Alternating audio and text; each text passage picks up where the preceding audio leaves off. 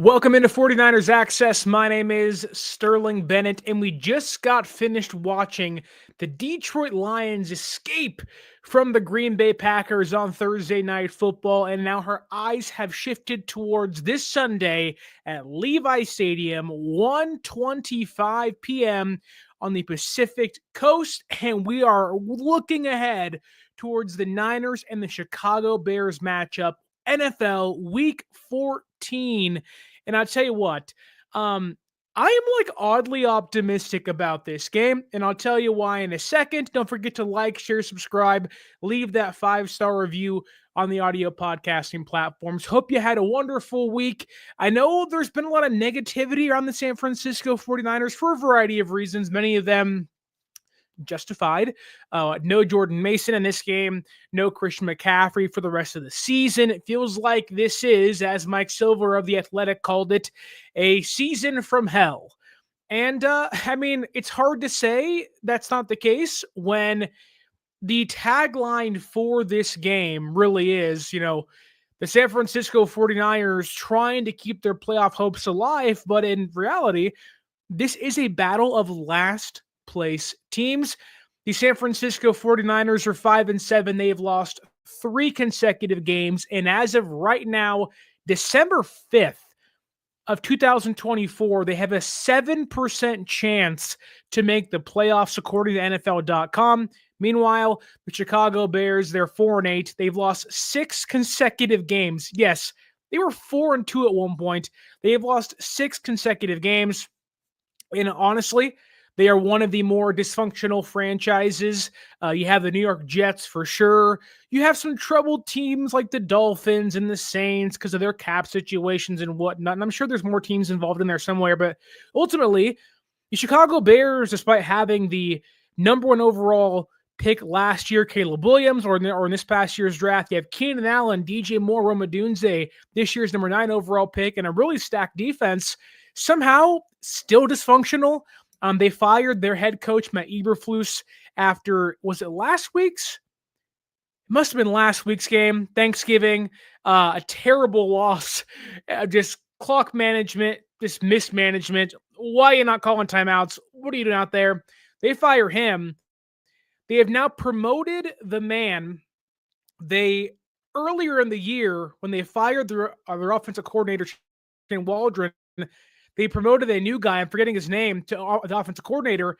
Now they fired Matt Eberflus. That guy is the interim head coach. So again, a massive, massive amount of dysfunction. A lot going on.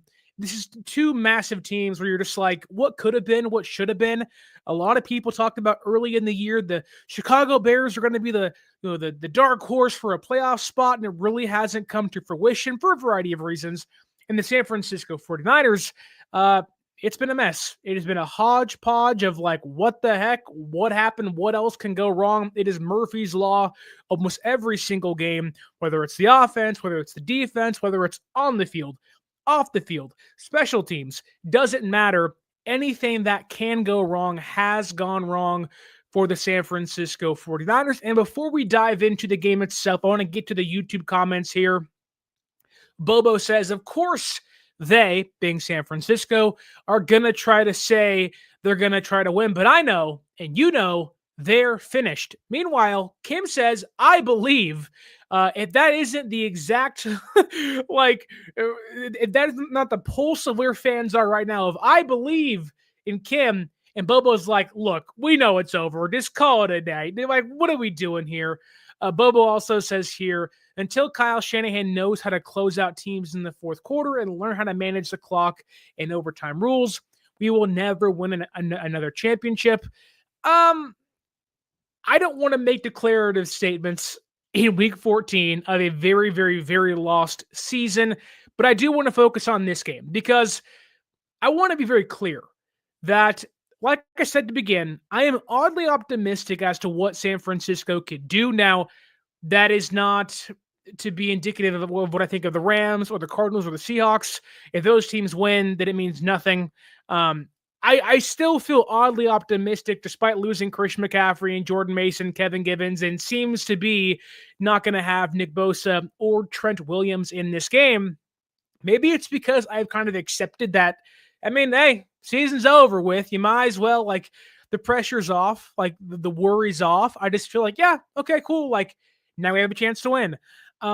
Maybe that's how they feel. Maybe I'm just demoralized and kind of been like, I'm accepting the fate that this year has brought to me and on us as fans and as teams. But I want to begin by talking about a comment that was made by Mike Florio this past week.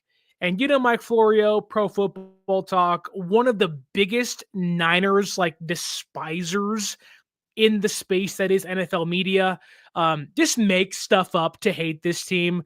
During the Tom Brady saga of will they, won't they, he was just bringing up Tom Brady of, well, the Niners might get Tom Brady, like, despite them going to multiple NFC Championship games without him, and had it been like 3 or 4 years post them trying or failing to sign Tom Brady. Just one of those guys that just kind of brings up every single thing wrong with your franchise, or every single draft miss or quarterback miss or loss you've had, and you're like, hey, brother, can you just like give it a break for a second? But Mike Florio, who is always fond of keeping the San Francisco 49ers name and Kyle Shanahan's name in his mouth, he said, I believe it was on a podcast or maybe his own show, I'm not too sure, I don't listen to him, that he was kind of throwing around the idea of the Chicago Bears trading for Kyle Shanahan. Now, it's ironic, these two teams face off this week, and I want to say with all of my chest that the Chicago Bears can call the San Francisco 49ers and say, hey, John, hey, Jed, would Kyle be open to being traded?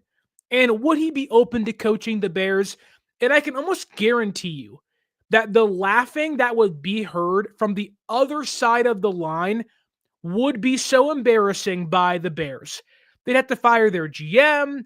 You'd have to fire the head coach again, which I don't have one currently, although they do, but don't really. You have to tear down the entire roster, it almost seems like, if you want to bring Kyle Shanahan in. And what it would cost to get Kyle, we're talking 2 first-round picks, Montez Sweat, Jalen Johnson. It is a full-on ransom. This is not a Sean Payton, no, I want to leave, so I'll go for a first-round draft pick. This is not, other like John Gruden to the Buccaneers. This is Kyle Shanahan, one of the most winning coaches. And I get it, he hasn't won the big one, but one of the most winningest coaches of the past 5+ years that has revitalized and almost changed the way we play offense in the NFL. You want that guy for your team, for your young quarterback? Give us literally your entire roster. Then they can start the conversation. So just asinine. Like, why? Like, and even then, Kyle would have to say yes to that. Why would Shanahan want to leave what he's built? He has a quarterback he wants. He has Deebo and Kittle and Juszczyk and Trent and Fred Warner. Like, I get it's a down year and we're frustrated, and those guys' futures are certainly up in the air. But like, Kyle has been able to literally concoct and construct the exact roster he wants. Again, in a down year, mind you, but this is what Kyle wanted. Like, he's got everything he's ever wanted in San Francisco. He has complete and utter control. The idea the Bears, even if they called, which, go ahead, they will get laughed off the phone. And even if Kyle entertained the idea of leaving San Francisco for the Windy City, oh my God, what, like, the amount it would cost to make that happen would be crazy. But I will say this, a lot of you would probably say yes. Trade Kyle Shanahan. Frank Weber says here, Bobo, it's going back to his comments in regards to the fourth quarter and not winning a championship. And Bobo probably being one of the biggest Kyle Shanahan detractors in the YouTube comments every single show. Frank saying, basically what you mean, Bobo, is being a coach. Be a coach, close games out. So I think Frank agrees with you, Bobo. It certainly seems that way. But I really don't think that Kyle was going to trade, or San Francisco is going to even open the idea of trading Kyle Shanahan. And I get it. Many of you out there say, well, we'll just trade Kyle and get Ben Johnson. If it was only that easy. If it was only that easy, folks. Kim says here that I believe we will be back next year. We have been here before and come back in the next season. I would agree with you, Kim. I feel like that's what's going to happen. At least that's the fingers crossed. You hope that can happen. A lot, depends on what happens in the offseason and whatnot. But it does feel like that, the Niners just need a year to recoup and recover and get back to who they are next year. I'm hoping that's the case for you, Kim. Bobo says here, Kyle would take Brock Purdy and Nick Bosa to Chicago with him. Yeah, I mean, he'd definitely start plucking players away. Some of them maybe you'd want to leave. Deebo Samuel, Kyle Juszczyk, maybe a George Kittle in 2 years' time. But they're so rare. Like Frank says here, coaching trades are so rare in the modern era. The price of the contracts are crazy. Like, yeah, like Jed just gave Kyle a new contract. Was it last year? Like, I mean, that's why it's going to cost a ton to get Kyle to leave San Francisco. But Keys asks here, before we get into the game itself, and I get it, we're 11 minutes in. We'll dive into the game here in a second, I promise you.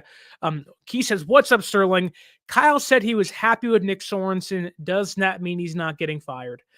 I mean, you can be happy with your wife and still be upset at her, right? Still, okay. I love my wife. Don't mean sometimes I love her and I'm not a little peeved at her. Now, that isn't to say I don't think Kyle Shanahan views Nick Sorensen on the same level as his wife. I also just think that Kyle isn't a head coach, isn't a GM per se, if you will, that is going to outright just be like, no, that guy sucks. No, I'm unhappy. He realizes that they have a slam and bleak chance to go to the playoffs, and it's not the time to start tearing down people in the room. Now, yes, if, when it's all said and done, I really believe that Nick Sorensen's probably going to be on his way out. There's been small signs throughout the year. One of them, being Shanahan calling a timeout on defense. That's rare in itself.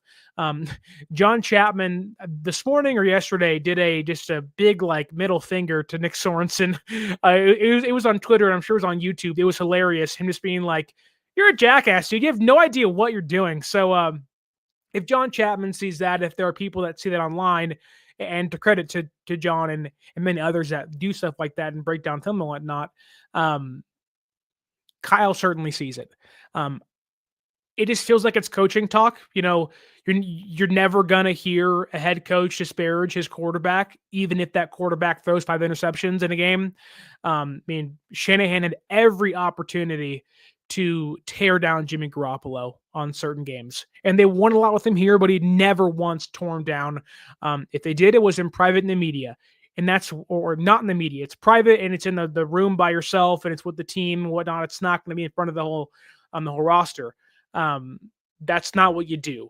That's not what you do to your quarterback. It's not what you do to even a guy you want to get fired, right? So even last year, with Steve Wilkes, it took about until week 8 until the wheels kind of started turning on firing Steve Wilkes. And, I think this year and last year are so different because I think last year Kyle sensed hey, this is the year. We are rolling. All cylinders are going. We're feeling it. We got to get healthy again. Sure, during that stretch of time they lost on 3 games in a row, but it's man, this is the year. And it really was the year. They should have won last season. I think that's why Kyle was a little desperate and a little more vocal about his displeasure with Steve Wilkes, because he knew that if they didn't get things changed, they weren't going to win. And obviously they didn't. But they were there. And I also think that this one's different too. Don't forget that Nick Sorensen was not Shanahan's first choice. He wasn't his second choice. He was the fallback option. And I think Kyle realizes that, he's not going to go out there and crush Nick Sorensen for kind of falling into a job he probably wasn't ready for. And that's not Nick Sorensen's fault. That's honestly Kyle's fault and the place the organization was in. You decided to fire Steve Wilkes. Maybe that was right. Maybe it was wrong. I'd probably say it was right. That said, you wanted Belichick. You wanted Jeff Ulbrich. Those guys said no. The Jets said no, you can't have Ulbrich. It was okay, crap. Nick Sorensen, you're the defensive coordinator. It was oh, okay. Brandon Staley, get in there. Could he fire Sorensen now and put in Brandon Staley in there. They're kind of working in tandem. I think if one goes, they both kind of have to go, unfortunately, which maybe isn't a bad thing. But I just think it's Kyle being kind and honest, realizing like this falls on me more than anybody. Like sometimes like you're just not ready for a job. A lot of people I know have declined promotions because I'm not ready for it. My father did that, and it cost us money. And then later he was ready, and now he makes a bunch of money as a foreman. So that happens. I just think Nick Sorensen kind of fell into a job he wasn't ready for yet, and Kyle's like, I'm not going to kill this kid, albeit he's a man, because it's my fault, and I'll kind of eat that bullet and live with that. But that said, I do think he's getting fired. As Calachito says here, I have a hard time believing Nick Sorensen's brought back. There's too many options out there now. Like looking ahead to the offseason, you're going to have a chance at Robert Saleh again if you want that. There's Jeff Ulbrich, who you wanted this past offseason. He's probably going to get fired by the Jets, and you can maybe look at him. I know it's going to sound weird, but maybe you look at the Bears and Matt Eberflus, who they just fired as their head coach. He's a pretty good defensive coordinator. Like the defense ain't the problem out there. It's the offense and the time management stuff. You go get a defensive guy that can do that stuff and maybe shouldn't be a head coach, but can be a defensive coordinator. Like Eberflus makes a lot of sense. I don't know how highly he'll be touted out there, but I think that makes a lot of sense. Calachito says Jim Schwartz. Yeah, I mean, I don't know if Schwartz would want to leave for another defensive coordinator job. You'd have to change the scheme a little bit. That's where kind of things get tricky. Like, do you want to change the scheme again? You tried it with Wilkes. It kind of worked, then it didn't work. And then it almost worked the entire way. Then it didn't. I think Kyle wants to bring back and kind of get back to what he's been doing with Ryans and Saleh. And that was supposed to be Sorensen, but, you know, Sorensen plays a familiar scheme. It's just not a great coach running it. So it's a little different. You know, it's like, okay, well, there's familiarity here, and you can survive on some games and some plays, but ultimately, you know, when you have a guy playing nickel when the opposing team has 6 offensive linemen in, that's like, okay, like where's your headspace at? Like this is not adding up what's going on. I think if they want to run the same scheme, Saleh, Ulbrich make a lot of sense. I'd even honestly like, he's probably not going to want to leave, but I'd be calling teams about Brian Flores and is saying like, hey, you know, what's the idea? Like, you want a big pay raise? You want to leave Minnesota? And now he may say no, and I wouldn't doubt that, but I think the Niners are in a place where they kind of have to do some poking and prodding and making some calls. And whether it's Belichick or Ulbrich or Saleh, Eberflus, like, don't be afraid to get a little desperate in a good way. Like Nick Sorensen was desperate in a bad way. I don't think Flores will leave, but like, don't be afraid to start calling teams. Jim Schwartz, right? Calachito mentioned Jim Schwartz. You got to call them rounds. Like, hey, like, do you want to let Jim leave, or what's going on there? So it all depends. But let's finally dive into the Bears and Niners this Sunday, 1:25 at Levi Stadium. And excuse me, I had that cough still from Thanksgiving, but we're powering through. Kind of have to, kind of like the San Francisco 49ers have to. How do the Niners kick the trend that has been the year from hell? Can they bounce back this Sunday against the Chicago Bears? And it all starts to me with the offense. The offense, I think has been, and I said it over and over again this year, the defense hasn't been great. It's been good enough at times. The last 2 games, obviously not. But the offense, I think, has been a big problem this year for a variety of reasons. I talked to you plenty about the offensive line struggles and whatnot, how they just don't do the fundamentals well. Guys aren't getting open. And it's been kind of a, it feels like they're just kind of stuck in the mud where they're getting 13 points and 16 points, and they're getting 20, but the other team is just getting 23. They're getting 20. And it feels like San Francisco is always one step behind. They're right there on the doorstep, but can never really kind of put their foot to the floor and take over a football game.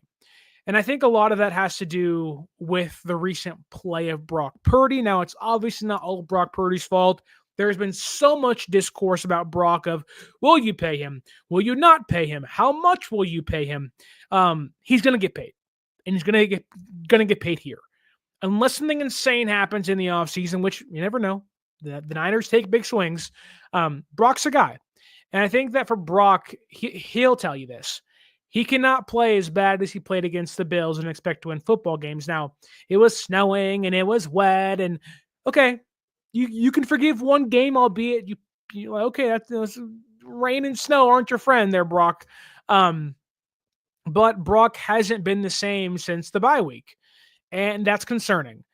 And I think that for Brock against the Bears defense that is pretty good. Like the Bears defense has kind of been very similar to what San Francisco's defense has been in regards to keeping them in football games while the offense can't find its footing.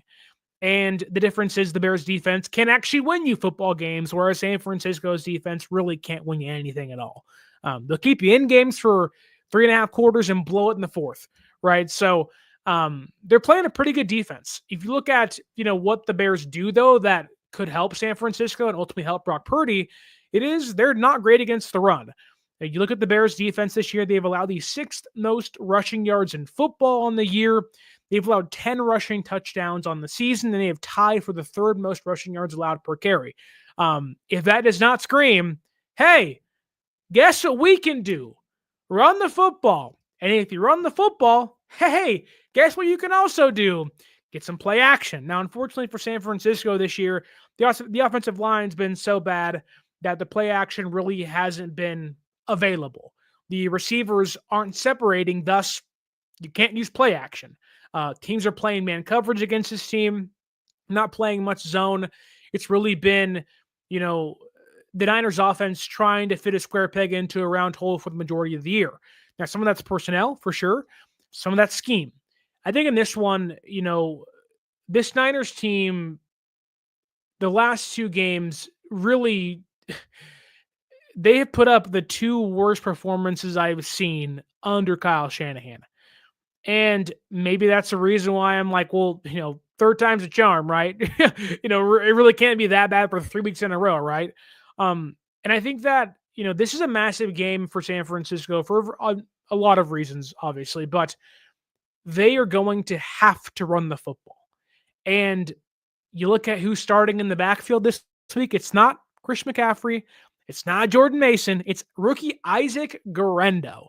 And I think that a lot of us, including myself here, was extremely high on Guerendo coming out of Louisville.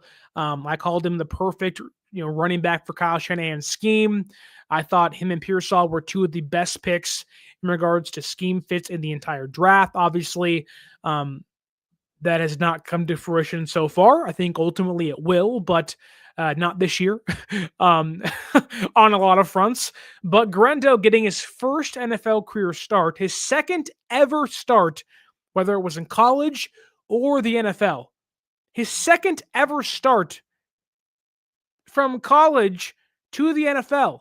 This is, you talk about Creed with arms wide open. This is with eyes wide open. Like, you got to go out there and you got to learn, quick, brother. You got to grow up quick, and you got to be this team's RB1 the remainder, of the next 5 weeks or so if you want to be a part of the offense next year and maybe somehow force your way into a playoff spot. But I oddly enough, despite the starts and despite the lack of carries, believe in Isaac Guerendo a lot. Maybe it's me blindly believing in, my scouting and stuff. Although I think Guerendo has looked pretty good in the short times he's played. Obviously, there's been some rookie mistakes here or there. But the more he plays, the more it seems like he's getting more comfortable and looks better.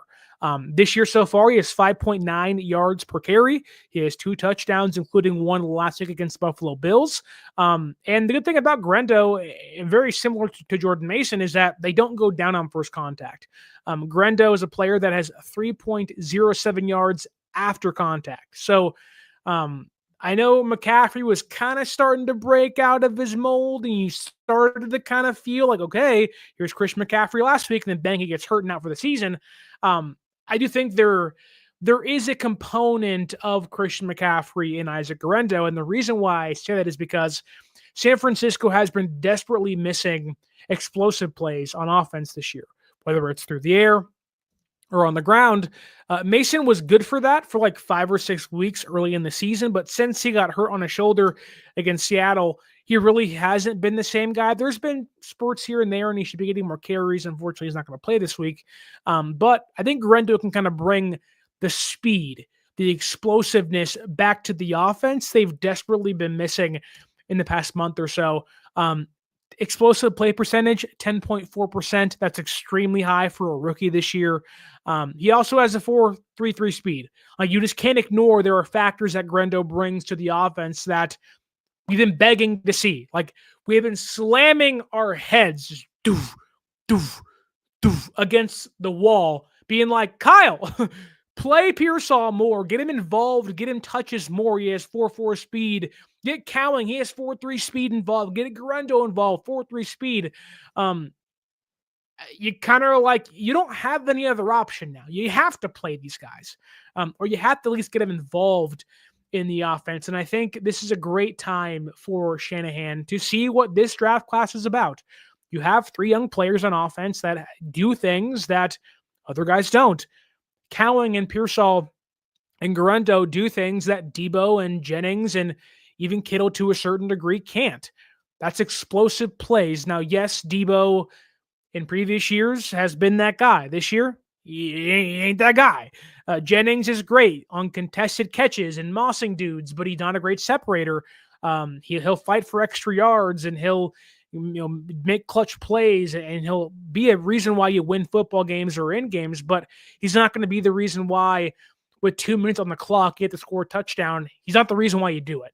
You got to have explosive plays and big plays.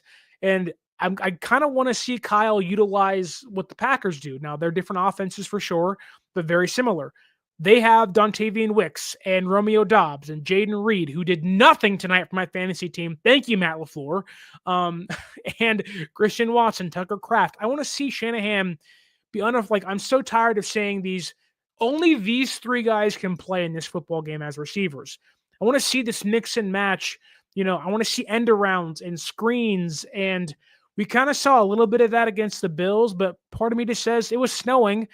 They had to do that. So I'm kind of begging and hoping that Shanahan, for once this year, is like, you know what? Like, what do I have to lose? And I think we saw some of that against the Packers, but that game was just so far out of reach where it was like, why are you trying when you're down 28-10? It's not worth it. like the odds you come back are slim to none. Do that stuff early. And I think San Francisco, the Bears are not a good team. They're really inconsistent. They're up and down their roller coaster ride, very similar to San Francisco. Although San Francisco has a really hard time kind of getting off the tracks a lot, the Bears just do this all the time, up, down, up. And you're like, I don't know who this team is.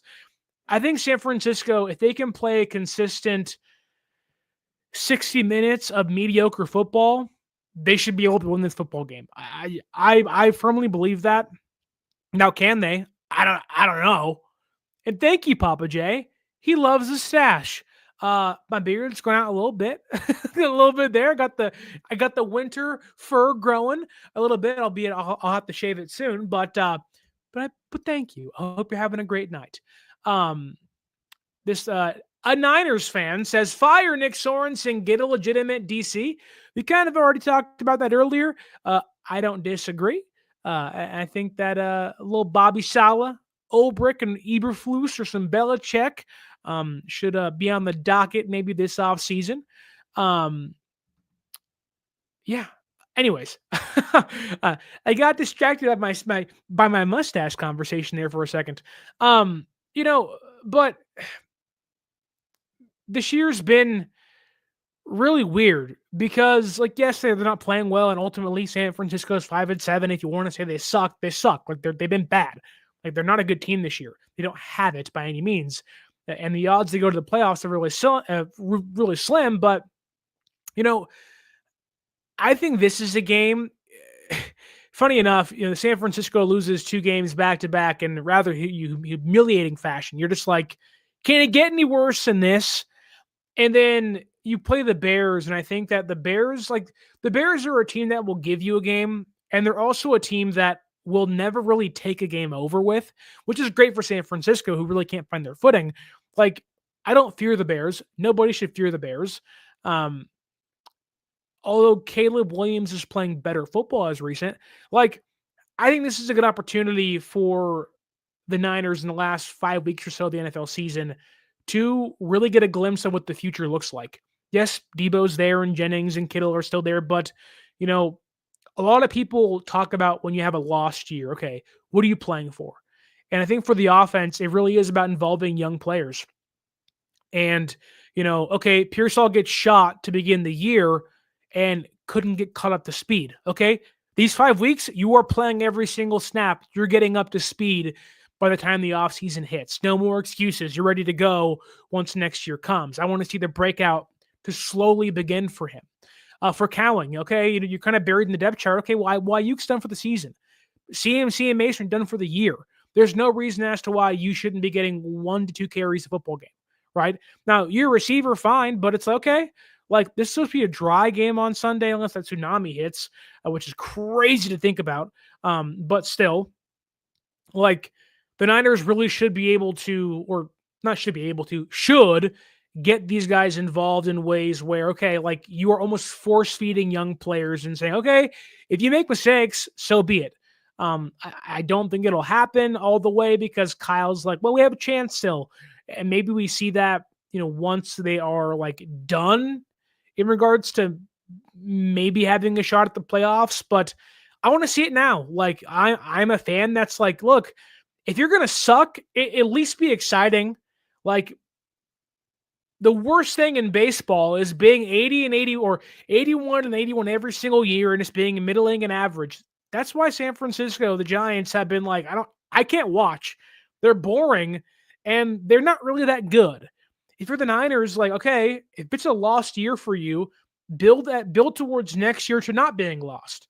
Okay, if Ayuk isn't healthy, if Deebo is gone, and if Jennings gets hurt for whatever reason, you have 2 guys in Pearsall and Cowling that can be ready to go from the jump next year and make that next leap for you to say, hey, if those guys are out, we're not missing a beat. And even if those guys are in, we're still a part of the offense and contributing in some sort of way. I'm hoping that Shanahan can be that way. I don't have a lot of hope or faith in that, but I think that's what kind of needs to happen. Like, hey, we're not good, but we're not going to be boring. We're going to be exciting. We're going to make mistakes. We're going to try new things. We're going to get ballsy. We're going to play the guys that can run 4-3, 4-4. And, we're going to give these guys a chance to prove themselves. Sometimes, like, teams need that. It's like the Packers for a long time, weren't very good. But with Jordan Love, and they had all these guys come up together, it was like, okay, like, there's a reason why we started buying into the Packers. Like, okay, here come all these dudes. They have 5 different receivers that can beat you in different ways. They got Jordan Love. They have a good play caller. Okay, like, they're exciting to watch. They're not good yet. They're making mistakes, but they're in football games. And they might lose by 10, but at least, like, you can buy into what they're selling you. Whereas San Francisco this year, you really can't buy into what they're selling you because it's the same thing every single game. And I'm hoping, fingers crossed, that changes. Joshua Mars, 22, first off, thank you for joining us, Joshua, says, I just want to say that Kyle is tanking the season after seeing the Lions with so many injuries to their team, and yet they have the heart and the fight to win no matter who's in the field. They had Quan Alexander, former 49er, and Ezekiel Turner, former Niners signing of this past offseason that got cut during training camp or preseason, out there making plays. The Lions are a good team. The Lions are a team that can overcome, that are younger, that haven't had the heartbreak, that, unlike San Francisco, is still hungry and isn't broken and bruised after 3 consecutive long seasons. They're a team that's had one deep playoff run and are still healthy for the most part. Obviously, they have Aiden Hutchinson and many other guys are out, but ultimately, like the Niners have had 3 seasons of insane deep playoff runs where the Lions have had one. Call me when they've had back to back to back NFC Championship game appearances and gone to the Super Bowl and lost, then have the injuries. I get it. It's hard to look at that when the situations seem the same, but context does matter. Joshua adds here that that made me lose all respect in the Niners coaching staff, including Kyle Shanahan. I'm so disappointed. He's trying to purposefully lose games now because things aren't going his way. I'm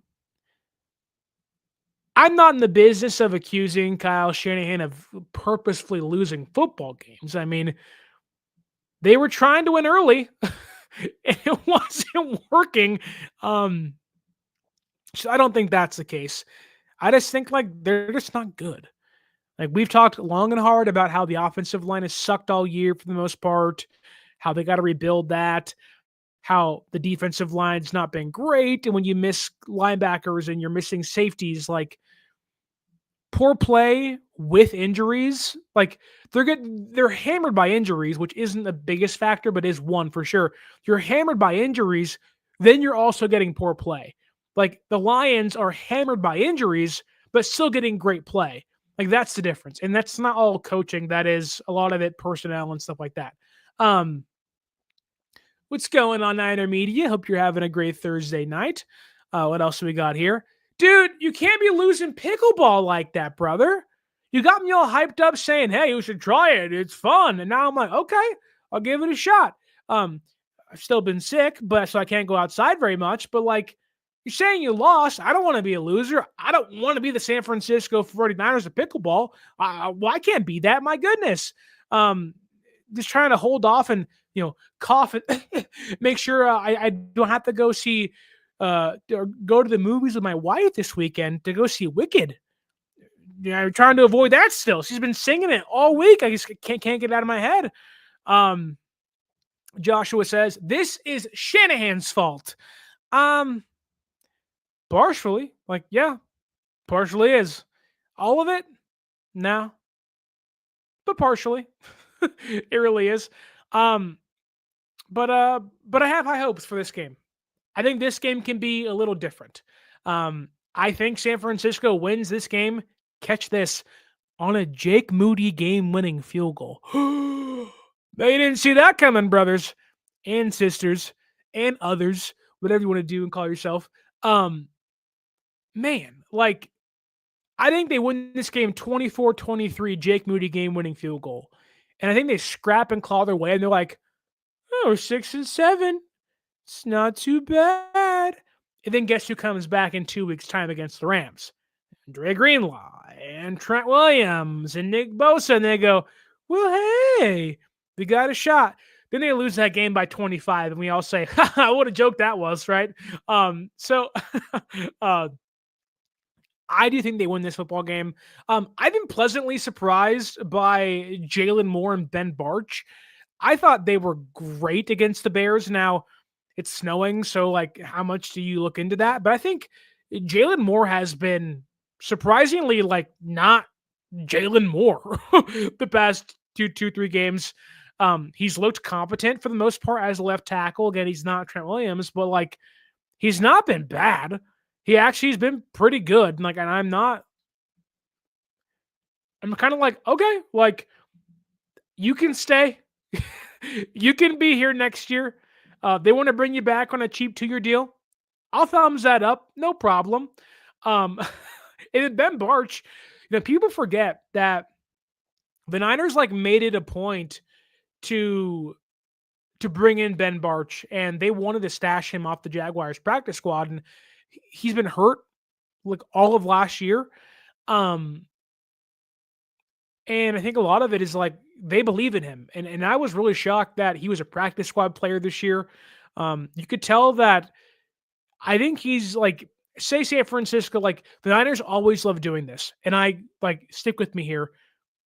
they love the in-house option at like the most randomest places. So like you have a veteran, Aaron Banks, you don't want to pay. Oh, Ben Barch is having a pretty good year in the last the last game without him. Let's see how he does. If Ben Barch somehow in the next 2 games, say Banks is out for the next 2 games, plays well, I think he's basically like won the left guard position next year. Like they're not going to bring back Banks. It's eerily similar to what the McKivitz and McGlinchey situation was like. Yeah, McGlinchey going to get paid big money. Well, McKivitz is there, and we don't mind him. And I think it's like, well, let's band-aid left guard and let's go find starters elsewhere, whether it's an edge rusher or a center or a tackle. Like, I think that's like a very realistic possibility where you're looking at 2025 of, Trent Williams, Ben Barch starting at left guard, hopefully a starting center that's not Jake Brendel, please. And then Pooney and McKivitz or somebody else maybe at tackle. But just Ben Barch as a starter next year, just keep that in the back of your brain. It feels like that's where things are trending if Barch can continue to play well. Man, Joshua really is going in on the YouTube chat here. First off, Bobo saying this is saw out of pocket. I love it. I dominate all the senior citizens in pickleball at the courts. That's like flexing on going to Chuck E. Cheese and getting all the high scores on games. I've done that before, and I'm like, these kids are never beating the whack-a-mole 5 million point score that I just got. Imagine like flexing on a grandma, like slamming the ball, and you're like, what? What, grandma? What? That's what it feels like when you beat San Francisco this year. It's like, all it is Jake Brendel staring up at you like, well, I don't know what to do. Call the life alert. And you're like, yeah, Jake, you suck. He's like, I know. And Kyle's like, Jesus, Jake, you're terrible. He's like, but I can't put anybody else behind you because Feliciano's on freaking IR and no one else is back here. Nick Zacal? What the hell? It's like, God. I digress, though. Moving on to the defense. I said earlier the Bears defense is actually super underrated.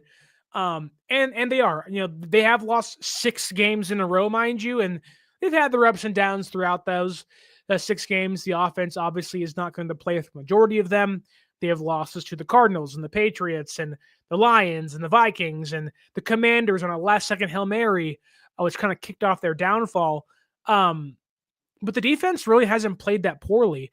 They're allowing about on average 23 points per game, despite their 6-game losing streak.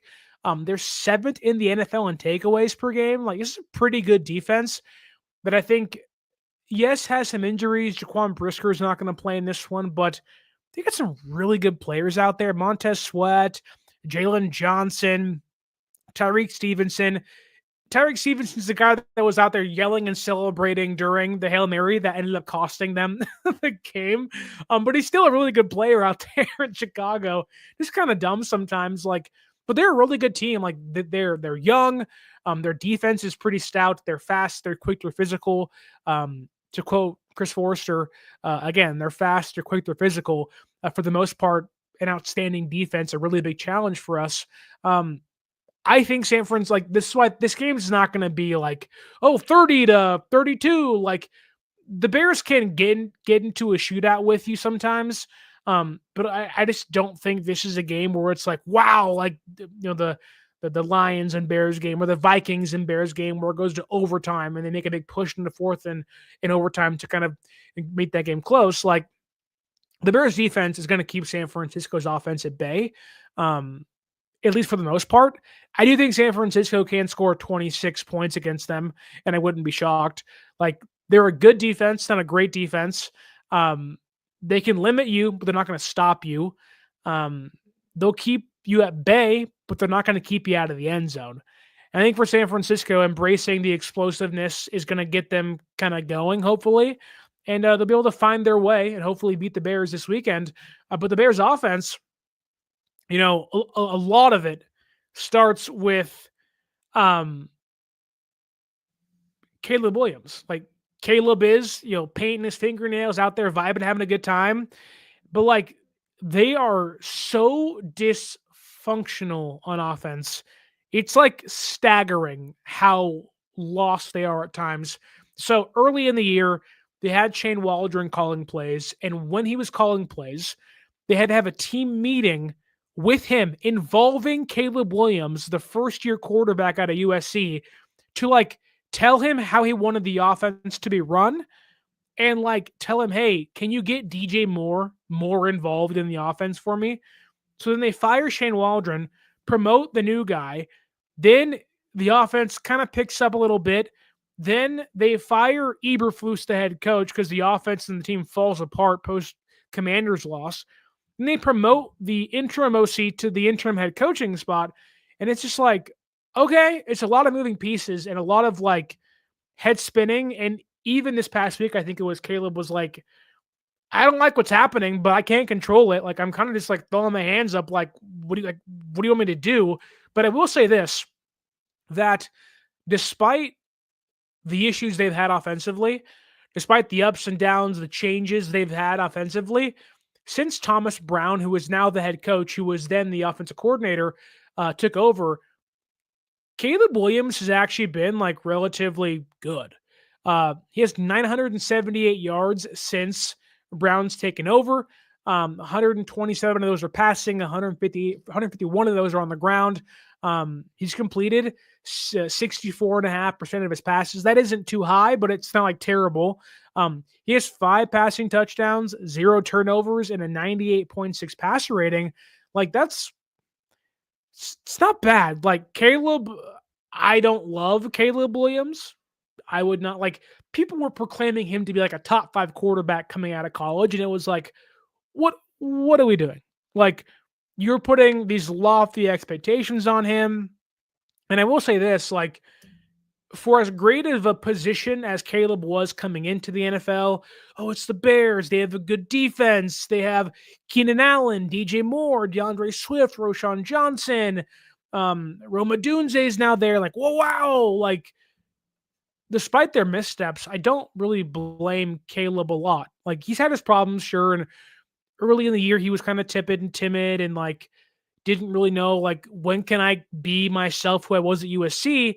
And then he got into a habit of being too much like himself at USC. And then it had so many changes. It's like, well, Caleb really has like, he has kind of been more of a game manager at times. The issue is like sometimes he's not a great game manager. He won't turn the ball over. He'll just make dumb plays, incompletions, be inaccurate and whatnot. Like I don't fear Caleb, but ultimately it's like he's a rather mobile quarterback that's going to make mistakes.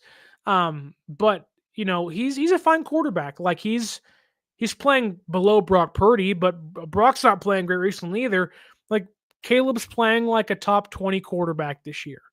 And I think he's been more efficient in recent weeks.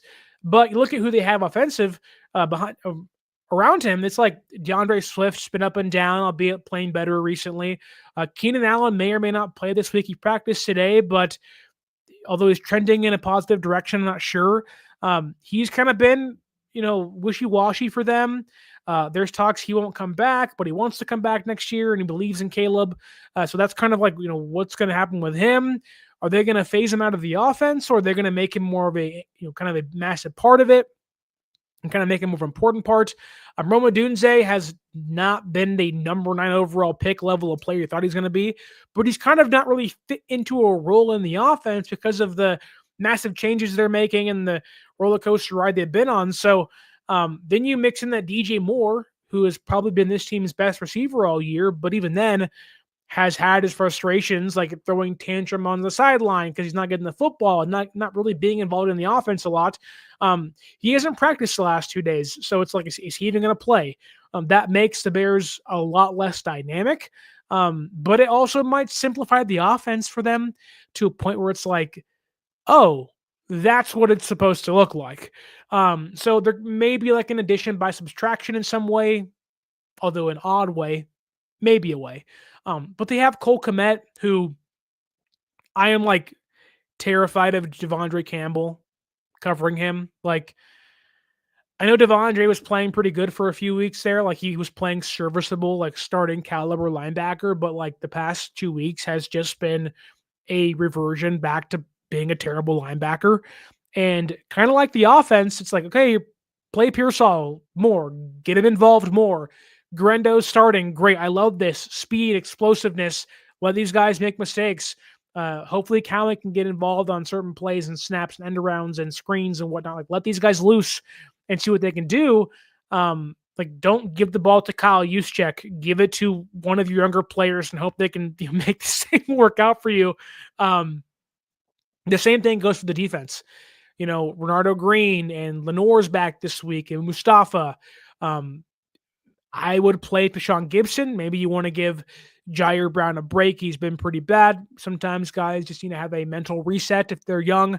That's happened to quarterbacks this year a lot. Bryce Young, Anthony Richardson. I don't think San Francisco should be too afraid to bench Brown for a game and say, hey, look, we believe in you. We trust in you. You're our guy of the future, but you're just going through a rough patch to sit down for a week. Excuse me. That was pretty funny. Play special teams for a week or so and kind of get your bearings and then move on. I think that may be like a better choice to do than throwing them back out there and having them make the same mistakes they do every single week in the running game. And then Devondre Campbell, like, I don't want to see him play. Play D. Winters. Like, you're nearing a point where you're like, okay, Devondre Campbell, 1-year contract. Jordan Elliott, who isn't playing, but for example, 1-year contract, right? Chris Conley, 1-year contract. Like, don't be afraid to not play those guys. Rock Ya-Sin, 1-year contract. Isaac Yiadom, 1-year contract. Like, in an odd way, you're like, can Ambry Thomas play? Where's Darrell Luter Jr.? Like, I know he's hurt right now, but it's like, you almost wish those guys were healthy because you can say, hey, like, we can play these young guys, let them make mistakes, let them get their bumps out of the way, and hopefully they're better for it on the other side. And like in a game against the Bears where they have weapons everywhere, if DJ Moore plays especially, like Swift, Roshan Johnson, Allen Adunze, Moore, Komet, like those guys are dangerous, albeit, potential dangerous, yes, but in this year hasn't been as dangerous as possible. But it's like those guys can beat you. I'd rather be able to match people physically and with my speed and verticality compared to like, well, I played football for 10 years and sometimes I make good plays and other times, most of the time, I don't. And that's Devondre Campbell. We're like, all due respect, man, like I'm sure you're a great man and whatnot, but like you're terrible at football this year. Like terrible. And it's like, I'd rather play a kid that's like, I want to be quick and play fast with speed. And like, I'd rather have Lightning McQueen than Doc Hudson sometimes, right? Where it's like, hey, it's new, it's flashy. Like, let these young dudes cook for a second.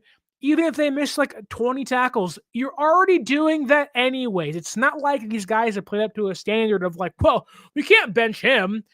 No, you can. Like, don't be afraid to make those changes and hopefully it pays off for you.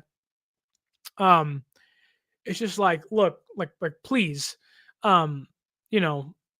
there are ways to like, the Niners haven't played good enough to be able to not play the young players.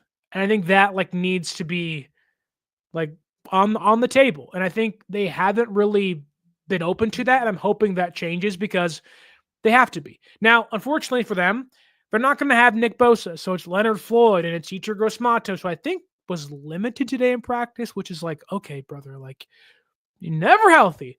But no Nick Bosa. That seems to be the case.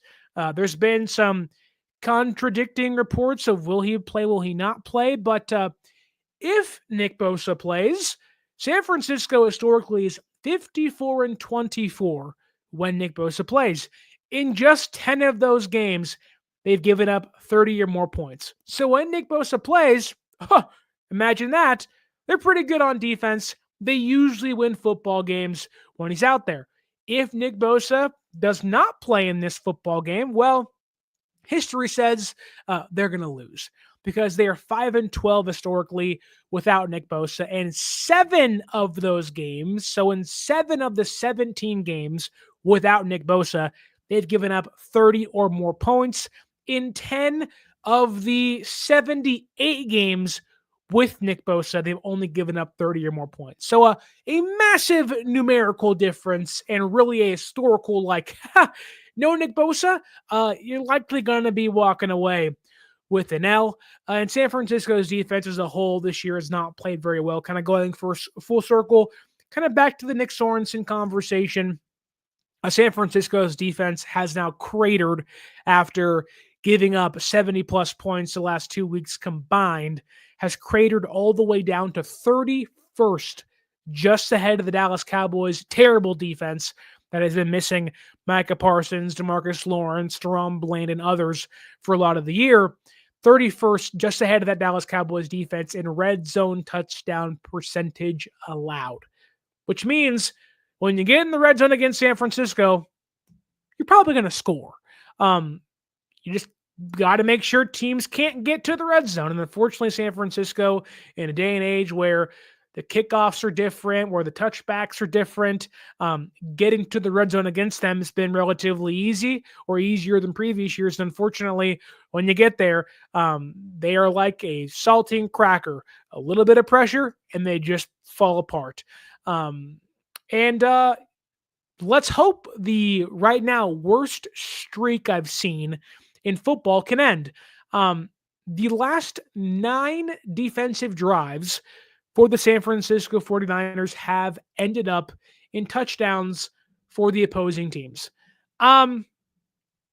So that sucks. Like, literally, like, it's terrible. Like, if I wanted to say bad words and naughty things to make my mom say, "Oh, Sterling," like, I could. That's how bad it's been. They've been terrible. And I think that this defense isn't going to be any better. The difference is they're just playing a more subpar offense, and they have, like, and to give the defense, I guess, some credit, you're playing the Bills and you're playing the Packers that are like 2 of the better offenses in football. And, you know, they didn't play well in those games, but, like, you're playing down because you're not great, but then, like, they're also great offenses. So, like, whoop, like, what do you expect to happen in those games? And, you know, fingers crossed. And deep down, I don't know why I believe this. I think San Francisco wins this game. I think San Francisco finds a way to, whether it's good or bad, like, keep their playoff hopes alive in a weird way. Like, maybe it's a bad thing. Like, I'll tell you what, I'm going to say this, and I'm not sure if I mean it, but I'm going to say it anyways. My advice is don't use that for your significant other, usually when you get in trouble. But in this case, I can say it on my own podcast, so I'm going to do it. I would rather the Niners, in a season like this that is lost, where the odds you can climb your way back are very slim, I would rather San Francisco lose trying new things, playing the young players, letting them grow, and just making mistakes and getting Purdy and Pearsall and Kyle Shanahan comfortable together, ingrained in the offense, letting young guys play on defense and make their mistakes. I'd rather get blown out 30-10 than win a football game 17-16 and say, "Oh, we're 6-7, man. We got a shot."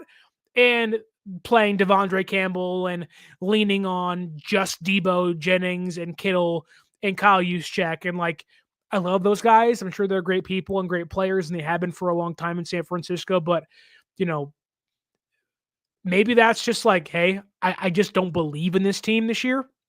So it's like, you're already bad enough. You're 5-7. I don't mind being 5-8 if it means in the next 5.5 weeks, like, you're going to get them more prepared to become the next great version of the San Francisco 49ers and hopefully buck this idea that, well, the window is closed.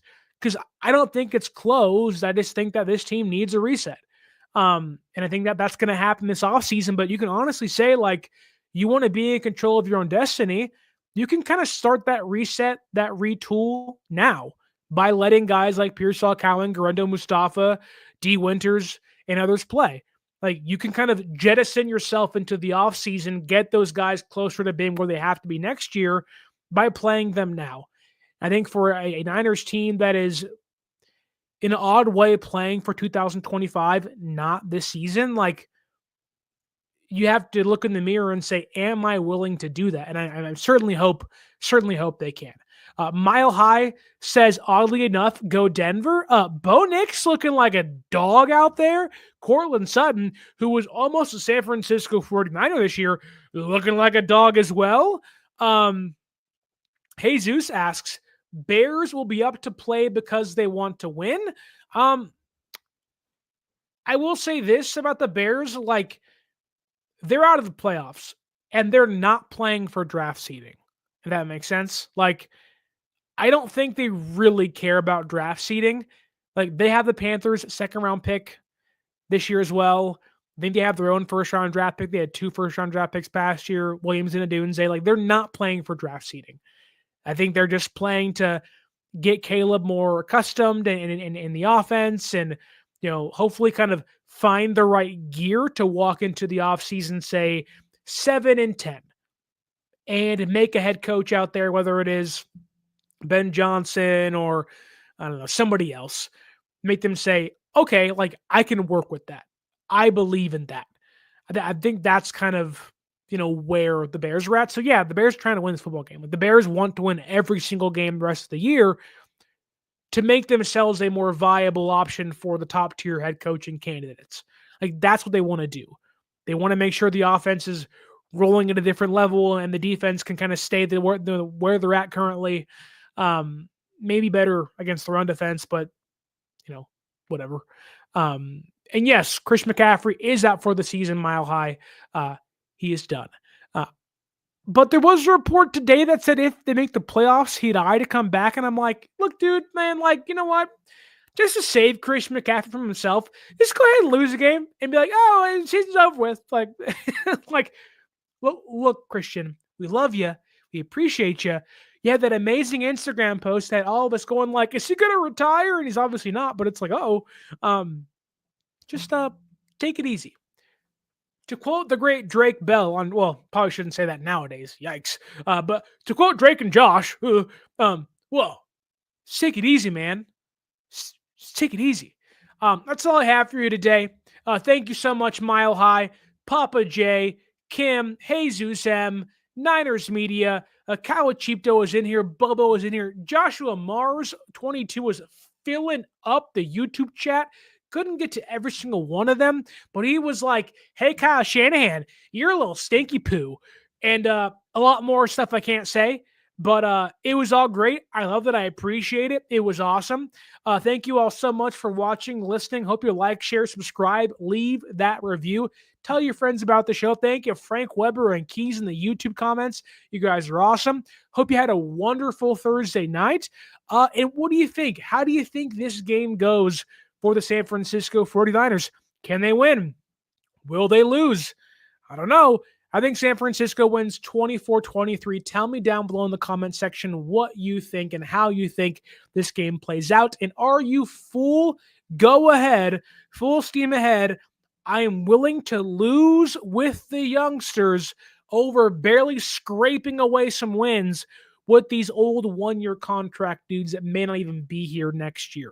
I am on the former. I'm ready to go with the youth movement, and let's move into this year, end the year right, and go in 2025 saying, hey, we're ready to go. We're revitalized. There's the excitement, the punch these veteran guys need with these youthful players in here to hopefully make this next window they're going to have a wide one. Because I don't like the way they've played recently, and I certainly hate not winning a Super Bowl. So I'm hoping, fingers crossed, we can get some young guns in here. We can go out there, hopefully make some noise. Play spoiler.